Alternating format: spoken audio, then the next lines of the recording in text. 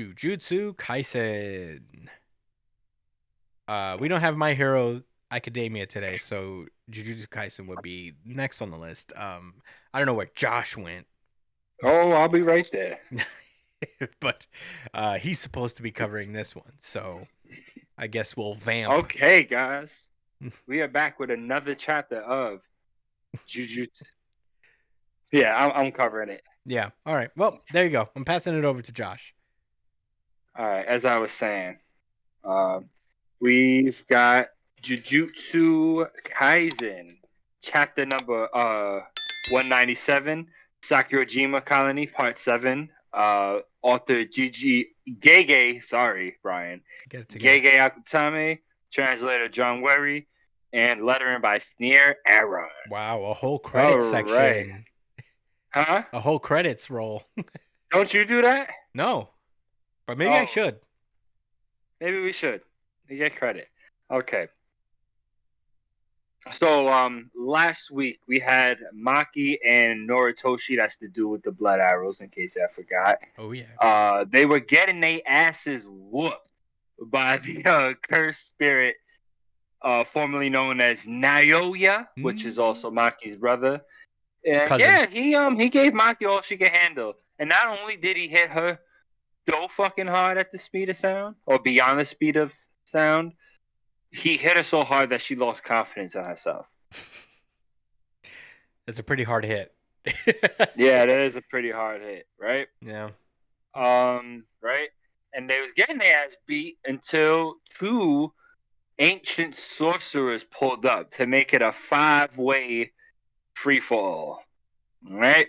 One of the sorcerers, Dido, he actually isn't a sorcerer, but he knows how to whoop some ass anyway. Mm-hmm. And as he was able to force pull Maki's soul sister sword over to his hand and carve up Naoya, making him very upset in the process.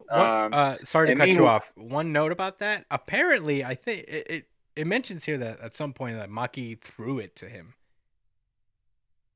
So I guess he didn't force pull it. I was right. Yeah, you were right.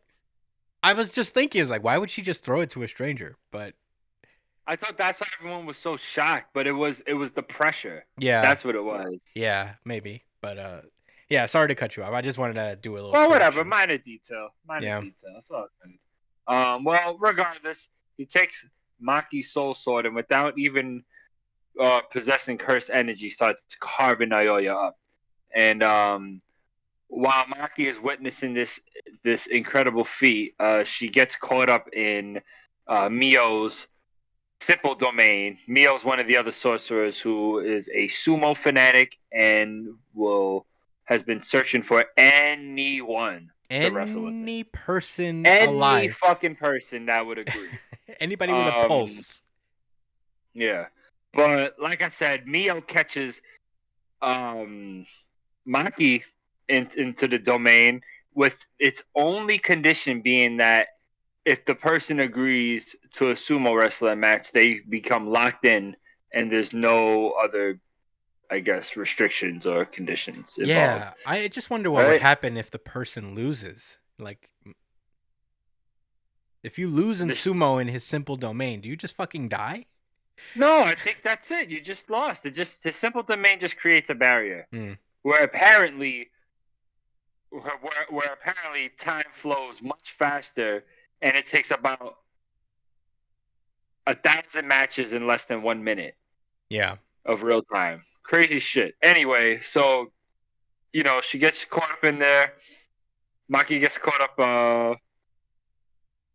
Maki agrees to sumo wrestling, with him in the first place because, she's feeling a little lost in this world and she's not pussy. So, yeah. And then, through the guidance of Mio and the art of sumo, Maki smells light, achieves enlightenment, and liberates herself. Now we are back to the chapter at hand for this week. How's that for a recap? Pretty good recap, bro. You get one of these. Thanks. Okay. So, we continue with Maki busting out of this barrier after 1,000 sumo matches that I'm assuming she won If not most of them, definitely the more recent ones to have Mio looking like his ass was whooped. But he's excited because someone finally wrestled him.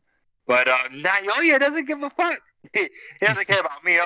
He doesn't care about Maki's development. He doesn't care about Daido's cheesy smile. He doesn't give a fuck about none of that. He said, I'm going to fly around and be fast. Mm-hmm. That's what he does, right? Gotta Flies go around and be fast. fast. So, Noritoshi is frightened again because the last time he seen that happen, he almost seen his friend die. And they and as far as he's concerned, they have no solution for this. So they Dido and Mio kind of stand next to each other, and they're just like, I want to hurt him some more. And this guy's like, I just want to do more sumo with anyone. Anybody. Anybody? No? Okay. All right. Okay. And Noritoshi's like, are they cooperating? Like, who the fuck are they? So he asks them like, who are they? And Daido gives the sage samurai answer with, it doesn't matter who we are. I hold a katana and I cut what I want to cut. Others can think what they want about me. What a sonder soul. Mio's just like, I want to wrestle that girl more in the most platonic sense possible. Yes. And then he asked the samurai guy if you wanted to wrestle, which he's like, no. So Noritoshi's like just watching them, and he's like, wow, you were asking dumb questions. That girl got ahead of me. And we see what Daido was talking about, because Naoya is screaming why. Like, why can't he's like, I should be overwhelming you with speed. Why can't I catch you? Because Maki developed, nigga, because she fucking grinded and leveled up and went through a mini training chapter arc thing. Yeah. Yeah, nigga. You know what With, time it is. You're dealing with You a see that how clear-headed you watch that happen once, you're gonna watch it happen again. Yeah. That's what your curse your curse is really about, bro. To forever deal with this. Yeah. Because, Maki's just chasing this nigga and dodging him and anticipating his movements as he's trying to fly around and beam into her like a missile. And she's just thinking to herself, like, wow, I'm so relaxed now. Mm-hmm. Observation hockey is actually fucking lit. Yeah. And yes, the light tastes good. For real though, she actually, I'm gonna break this down. I'm gonna talk about this a little bit more in my thoughts later. But she says how everything she was doing, she was measuring against Toshi Fushiguro, which is Megami Fushiguro's dad, the guy with heavenly restriction that fucked up. Gojo. Never forget. Yeah. But she was really comparing to herself to him, because he was the only other person to measure herself up to with heavenly restriction. And then even with the katana guy, she looked at him in amazement, but really with not envy, but with like, I don't know what the word would be, but like the wants, like, wow, like I'm lacking what he has. Yeah. But she, but as the words show in the chapter, she's like, that person would have reached that height. That person would have thrown the katana. That person would have been able to handle everything at that height. Like, she keeps measuring herself up to like we said, Toshi Fushiguro, just a more powerful version of what she believes she should be. And she comes to the realization that it's not enough to be like everyone else, and that something only she can see, something only that other person could see that exists. And like I said, I'm gonna break down my thoughts about that a little bit more in a few. But Naoya thinks he has her, but we all know he doesn't. Nope. Fucking missed. We Hard, know, bad nigga. miss. You missed. Yeah, she dodged you in midair, nigga, because she fucking nice touched the air molecules and shit. She used airwalk. She used that thing from One Piece. Yeah. She's a One Piece character now. That's what happened. She has hockey and that Sanji CPO shit. Yeah. Skywalk. Skywalk. I said airwalk. I was close. Yeah, she's like she can touch molecules now, which I mean, I guess we all can touch molecules, but she's aware Mm-hmm. that she is. There's a completely different level to this shit. So with that, I guess she's able to just kind of. I know I think she has airwalk now. I think she could jump off of like pockets of air and stuff, Mm-hmm. or maybe she's saying that she could sense him through it. Whatever. She's awakened something, and now he's beating her. And now Naoya's getting his ass whooped. I know how it goes. Um, he punches him down to the ground. And he's like, "Oh, I'm a cursed spirit. Hit me without cursed energy all you want. It doesn't matter." Which I thought it mattered, but I guess not. And then the Kappa guy hits him with a sumo headbutt. Like, Rokujushi.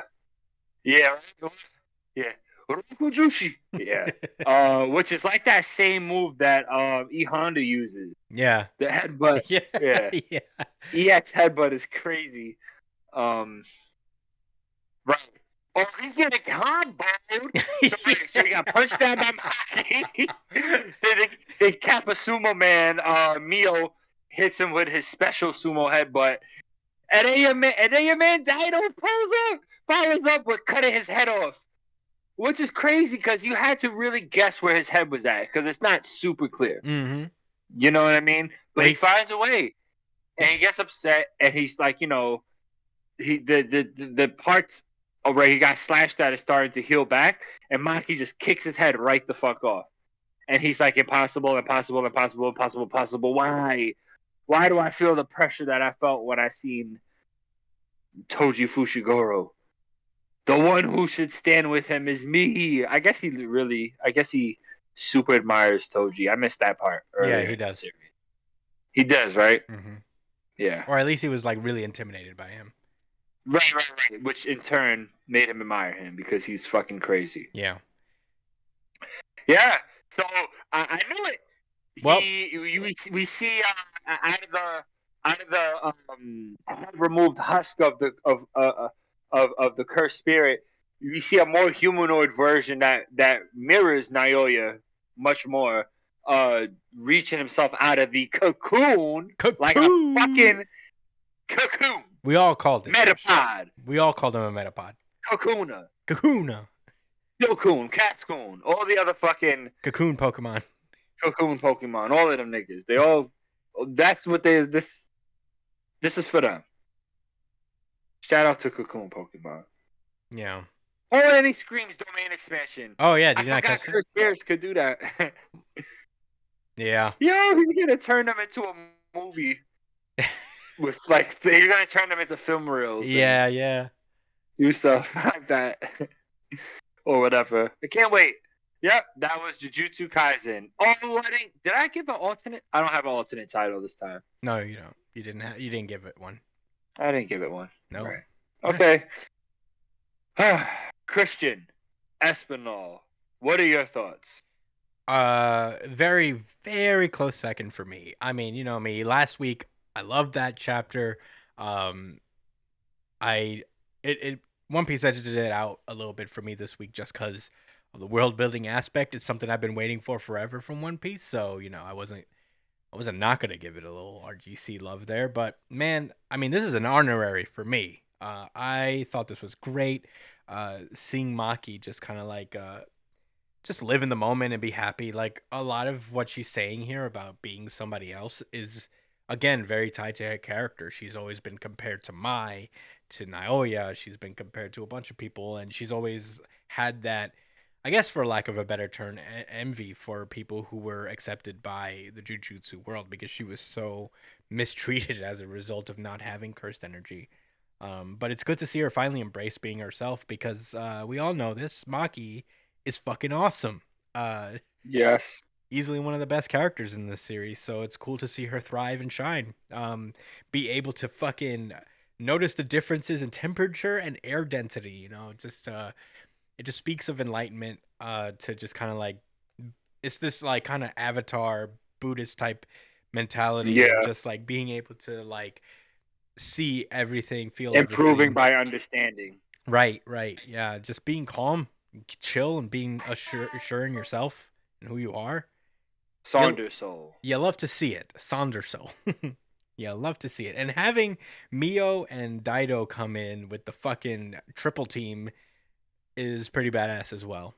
Um, the whole thing with cursed energy, with hit me without cursed energy all you want, is that it doesn't actually matter. Maki's attacks don't necessarily hurt Naoya because she's still technically not using cursed energy. Um, But what about when she punches his fucking face in? Like, it doesn't hurt him it's just because inconveniencing him. it's he doesn't feel it really. It's pushing him away. It's like beating. It's like pushing him away and stuff, but it's not actually causing him any lasting harm. Right. It's not. It's not exercising. Right, because if anybody could do it, anybody would be able to fight cursed spirits. But uh, she'd be more effective if she was just slashing at him with the my sword. Um, But yeah, for now she's just clowning him, just like even without cursed energy, just knowing that if she did have cursed energy, he'd probably be finished by now. Uh, it's pretty cool to see. It's just frustrating him, and then we have Mio coming in. He's an actual sorcerer with cursed energy, and that's why his attack in particular kind of hurt him. Yeah. And Daido, of course, has the Mai sword, so he's able to affect and give physical damage to him. But yeah, fucking cool as usual. Jujutsu Kaisen, fucking crushing it week to week. For sure. You already know. This was such a close. I had to give it to One Piece. Yeah. Off the strength of it being a world building chapter that I did enjoy. Yeah, I'm gonna throw this off to Brian. Brian, what did you think about this chapter? This is my RGC. Of course it is. Hold on, let me play it for you. This is Brian's really good chapter of the week. Certified RGC. Certified RGC. Certified RGC. Yeah, I really, really enjoyed this chapter, mainly because of the message that it sent. The action, of course, was great, and I really enjoyed like the self-empowerment thing, because Maki has always been playing the character that's always trying to catch up, that's always trying to be on the same level as everybody, even though she physically couldn't. Like, she was always the underdog in her own mind. Like, she never came into a situation thinking that she had the upper hand, ever. So this moment of like, self-realization and kind of understanding that she's special in her own right now. Like, she can do things that, like she said, she was always trying to see through other people's eyes, but now she has something that only she can see. She has abilities that only she can do. And she's kind of limiting herself by always trying to play catch up with everybody around her. Now she's in her own category. Mm-hmm. So it's nice to see her finally, like, embrace who she is and what she can do. And it was just such a beautiful way for Akutami to kind of put it. The way that he kind of described it didn't even come off as cheesy either, because it looked like she was literally liberated from it. Like, when you see Maki fight before this chapter, she's stoic, she's like serious, she's like focused. But here she seems happy, she seems free, she seems liberated. And I really enjoyed the way he handled this chapter. I just wonder what more what more she's going to be able to do. It's going to be really, really exciting. I love this. Those are my thoughts. Josh, what did you think? Well, yeah, I'll get into my thoughts. I got a couple of things that stand out. So there was a moment in the issue that brought me back to something that happened with me and my friend a long time ago. So it was when Maki was, going full freedom, full liberation warrior. Like, she's getting her Nico on. And Naoya's like, why? Yes! Can I catch? Like, why can't I catch you or outspeed you? Like, I should be able to violate your shit. Like, what's going on? Why can't I catch you? Like, I just got you like 5 minutes ago. What the fuck? Literally. And that moment reminded me of something that happened when I was playing the game 2K on with my friend Surrender. Right, I had pulled up to his crib. He was just chilling, and we was playing like 2K15 or 16, one of those, right? And I'm using the Cavs when they had LeBron, Kyrie, and like Kevin Love, and he was using, I want to say like the Magic, or he was using a bum team basically. So we playing, and I don't own the game. I'm not really good, but I know a little bit about what I'm doing, and he's actually really good at the game. But for some reason, I still believe that I was supposed to be beating him because I was using the better team. And like I'm down by like 18 points after 2 quarters, and I just have a moment where I'm like, "Yo, what the fuck? I'm supposed to be baby styling these niggas. What's going on?" Like, he just looked at me. It was like it's a game. Like it's not real. It's not actually LeBron James playing. Man. I just feel like I felt Naoya. Yeah. I did. We've all been Naoya at And some Brian, point. you gotta up your gate or something. This is killing me right now. Yeah. How it's not killing you is killing me further. It is. You didn't hear it the whole time. Yeah, I did hear it. Anyway, yeah. Aside from that silly story, I thought this. I feel like if I had something better to say, I might have given this to RGC because I'm such a show off. But I did think that this was a super profound chapter for what they were trying to get across. And I looked at it in a couple ways. Like, with Maki, I just feel like in general, right? Not just for her, like for us and for people in life, right? Like, there's nothing wrong with, I guess, like modeling yourself after someone that you think is successful or that you admire, or for whatever reason you want to emulate them, right? That's a normal thing, and that's healthy, and that's what you have to do to, sometimes improve in certain areas of your life. But it's always important to it's always important to understand that we're all fundamentally unique, right? Like there's nothing that anybody could ever do or say to take away the fact that we are all one of one, and just off of that alone, we each have something that we could bring to the world that's unique, and I'm not saying like that's obviously this pertains to Maki liberating herself as far as being a fighter, but that's I feel like when you look at the context of how she grew up with that complex of that, she she knew she wanted to surpass even other sorcerers and make her own path, etc., but she always knew the measuring stick were her fellow sorcerers in her own family, nonetheless, who were super duper strong. So she always had a complex of not being a sorcerer and then always having to be stacked against the most powerful. Mm-hmm. So as you hinted to that, Brian, and also you as well, Chris, earlier. But this was a huge moment for Maki, and it took me 2 reads to kind of really respect the impact of it. Yeah. Because I thought it was a nice message initially, I guess, but I didn't. I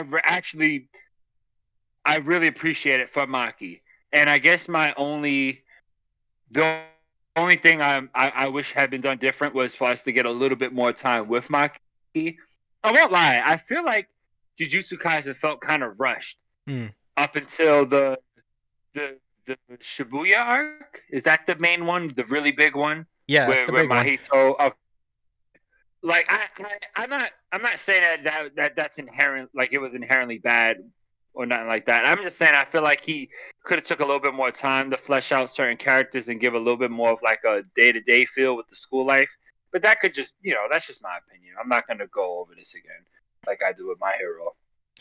So yeah, I'll say that. But regardless, I still felt the effect, the impact emotionally for Maki, regardless of that. But what were you going to say, Chris? Yeah, I'll say this about like Jujutsu High is not like a regular school, I guess. And yeah, you're right. They only had like 3 people in the class. Yeah, right? there's only 3 people per year. Like it's like Maki, Panda, and Toge, I think his name is the speech kid. Yeah. And in Itadori's class, it's him, Megumi, and was Nobara. So, and the seniors were uh, Okotsu, and somebody else. Oh no, wait, or unless like Okotsu is actually Maki's age, so he'd be in their class at this point. But yeah, it's not a traditional school where they have like a school life for the most part. Um, Well, they could have went on more missions. oh yeah, I agree. I agree, but it's interesting. I'm actually like I casually peek into Jujutsu Kaisen while I'm like sitting around around the house. I haven't finished my hero read through yet, but Jujutsu Kaisen would be next on the list. Yeah, I could reread Jujutsu Kaisen. It's not bad. It's great. I'm I'm gonna excited do to read it. Chainsaw Man before that, but Yeah, I have yeah. Chainsaw Man as well. That's gonna be after Jujutsu. It was just such a fun read. I got to do it again. Yeah, definitely. But yeah, sorry to VJ. cut you off. I think that's I No, guess you good. my rebuttal on that one. I'm gonna wrap up my thoughts. Kind of. Oh, I had a line that I want to share with you guys. You know. Ooh, a line. All right. How we all fun this? Be yourself.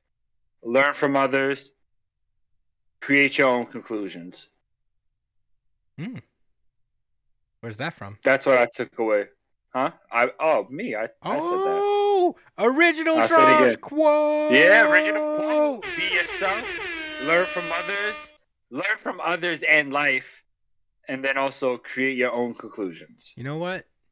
I think you've transcended Tank Top God. You're the Tank Top Sage. Yes. Words of wisdom. Definitely. Yeah, that is definitely the moral here. I wish I had a light shining down on me. Yeah. I got the sacred light of the Master Sword that I always forget to turn on. Can y'all see the light? No. I saw it's it. lit up. You can see the light. I saw it a little bit. I saw it a little bit. I know it's on. You can see it's bluish. Yeah. It's on. Yeah, it's on. It's on. I'm a sage now. Let's go. Look at you. But anyway, yeah, I did want to wrap up that thought though. So as far as the author goes, right? Mhm. I feel like this is a message he's also subtly shown. And let's be clear here. We've seen this plenty of times. You see this all the time in series where characters who are the most chill and relaxed and carefree are super duper strong. It's not a coincidence. You know what I'm saying? This is like a pattern of thought. But which is true. But I wanted to point out that even though like Toji and Daido are like, you know, more immediate examples of that strength being exhibited through people's like confidence and understanding of themselves and the world or whatever. I think we've seen it as early as Yuji Itadori, you know, because he's a natural. Now, granted, he has like superhuman strength and endurance and all of that for a regular human being. But that comes directly from a Kenjaku thing. Yeah. So that's a Kenjaku thing. That aside, right, I know. Kenjaku. Kenjaku. Aside from that, it's just funny because the swordsman fought this guy blind. You know what I'm saying? And was wilding. And in Itadori's first interaction with a cursed spirit, he's blind to it and still fights it. You know? And that paired along with his just knack for picking up the new abilities, because he's always been like carefree. I mean, he has things he cares about, but he's not insecure. Yeah. You know?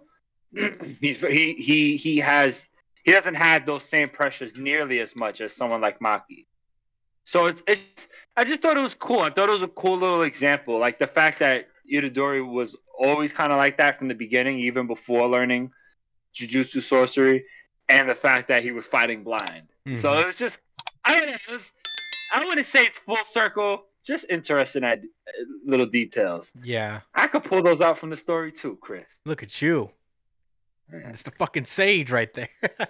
Oh, yeah. Thank you. Yeah. I don't have any further thoughts. I thought this was a great chapter, as per usual for Jujutsu Kaisen. Fucking killing it every week, obviously. Always an RGC contender week to week. So.